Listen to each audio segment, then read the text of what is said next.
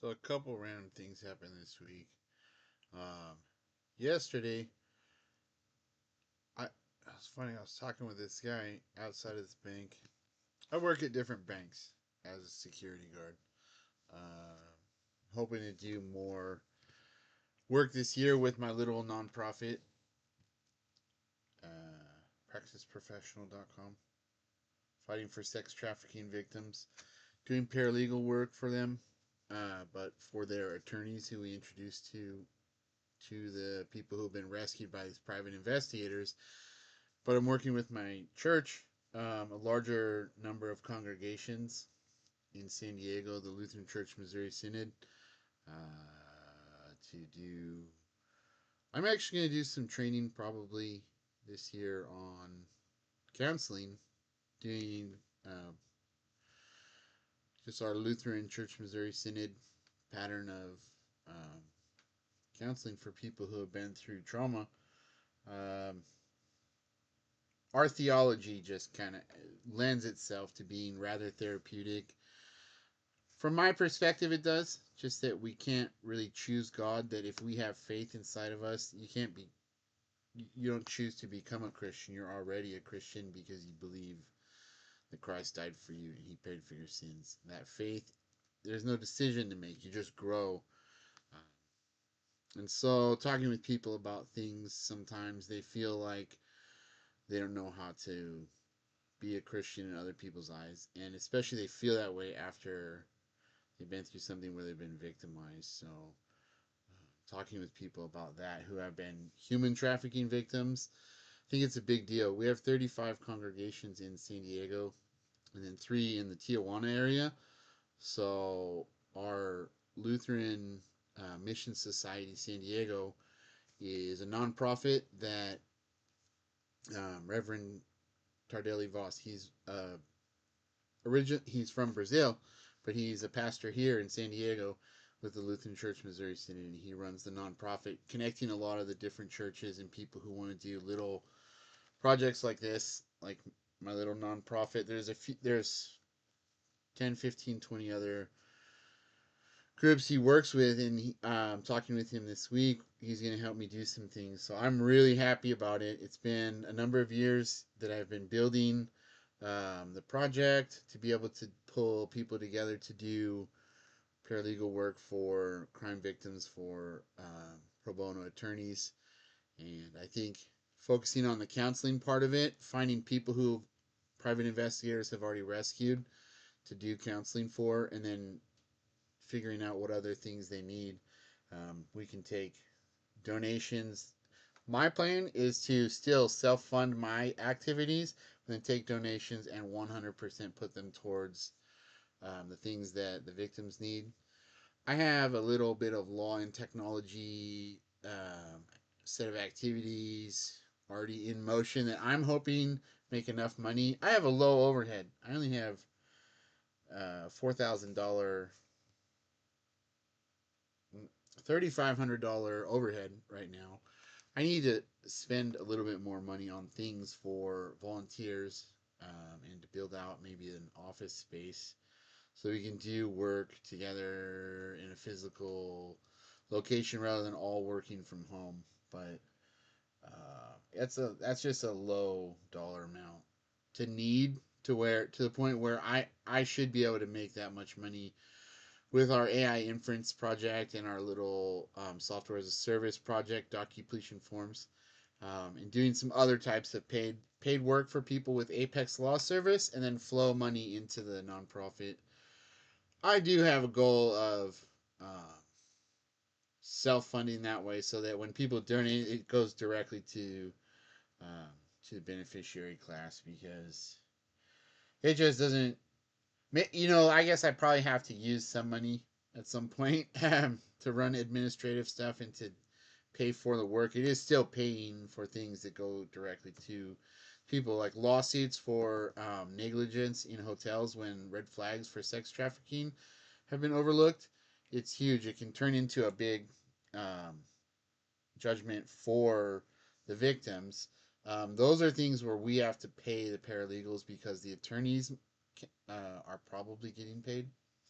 The things that are pro bono, not probably, I say probably, they are getting paid when those are the fact patterns and the red flags are overlooked. There's a lot of law firms that do keep their eye open for those cases, so they aren't really the ones that we think that we're gonna be working on as much. More resources for people.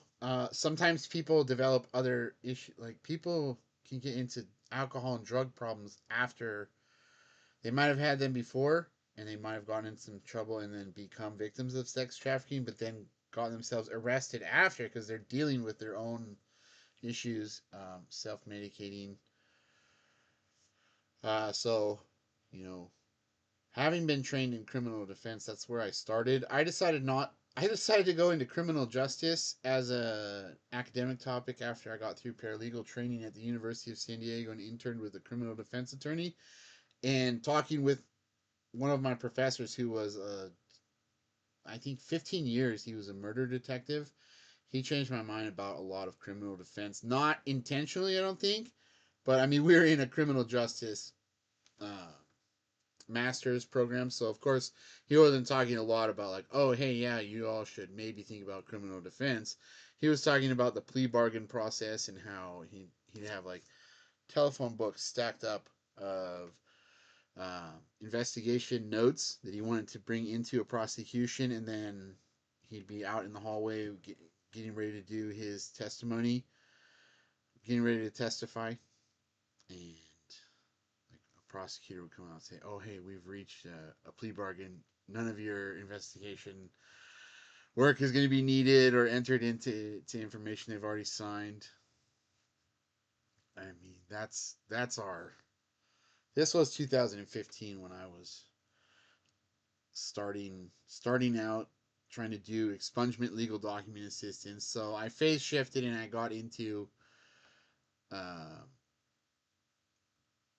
small claims and enforcement of judgment legal document assistance and doing asset location. I started seeing private investigators who did this child rescue thing, and so that set me a few years ago on the path of putting together better business. I got into a master's of business administration. I mean, I don't have a great studio or anything. I don't. It's probably not anything other than it's my style. I don't really exactly want to do anything other than explain what we're doing and recruit people. But I am going to put together a little bit better of a presentation this next year or so. We're doing counseling. We're just going to find people to help counsel and see what we can do for them. It's really a big benefit to work with someone who's already been working with a whole bunch of churches.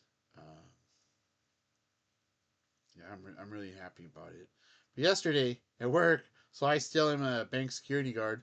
I was standing next to an ATM, and this guy was like, and I were talking, and then he went to deposit a check. He just like suddenly he starts cussing, like he couldn't get his check back out of the ATM. I just kind of went like looked the other way, and then all of a sudden he goes, bam, bam, bam. He starts punching the ATM. I'm like, I didn't respond at all. We're not supposed to respond, you know? If people are like really agitated, we're not supposed to like try to insert ourselves or prevent anything. Like if someone was punching an old lady, that'd be different, but an ATM, it feels weird, like just going. Somebody needs anger management. Like, just say that. That'll make him even more mad. And he went into the bank, and I walked around the bank this way, and I looked in the window. And he was just standing there in line. Well, when I came back to the front, I didn't notice when he came out. He slammed the door open, and then the door stuck all the way open, and it like was part way off its hinge. Get so mad, go to the bank and rip the door off the hinge. Like, somehow the door self healed itself last night and it was working this morning, but I don't know. There's not. I mean, we're not like doing a whole bunch of great community good by bank protection. It is a thing. It is and isn't vestigial. Like banking is important to society, and people feel better when there's a guard. But I stand there and get sunburned. Like that's what I do. I try not to get sunburnt, but I need better SPF. That's the most dangerous part of the job, though, is getting sunburnt. But people do always thank us for staying there. But I'm not really putting all of my training and skills and ability together. But I did get the armed bank protection officer job so that I could, for a year or two, work with a pistol in the public, so that I know something about what it's like to be armed around civilians. Not that it makes me have like a total.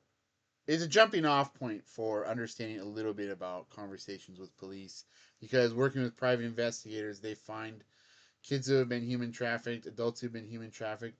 You seek them out and find them, and then you have to show law. They have to show law enforcement what reasons why they should get a warrant, and then pull the person out. Because PIs can't just like kick the door down. Guys have done like special forces in the military. They know how to kick doors down. They've been SWAT and stuff. They get there and they're like, "Hey, brother, you know." They're like, "Wait," and the police are like, what? What's going on? Why are you there?" Like, I think it probably is a frustrating thing. So, uh, I'm looking forward to a year, over the next year or two, developing better channels for pulling in students and professionals who want to do volunteer and paid work, helping private investigators, helping attorneys, and doing counseling, and looking for resources for people who have been human trafficking victims, other types of crime victims, at risk people in other population groups like homeless teenagers, abused women, abused children, kids on juvenile probation. These things, they have a merge together where it's all the same work. Like, people need counseling, they need resources from different state organizations, religious organizations, and sometimes they have lawsuit issues, and sometimes they themselves act out after being a victim. So, oh wow, ha, that was odd. I had a drip from my nose, getting sunburnt. I got a stuffy nose. Caught that one on video. Okay, that's my video for today. It's not. Wow, my nose dripped.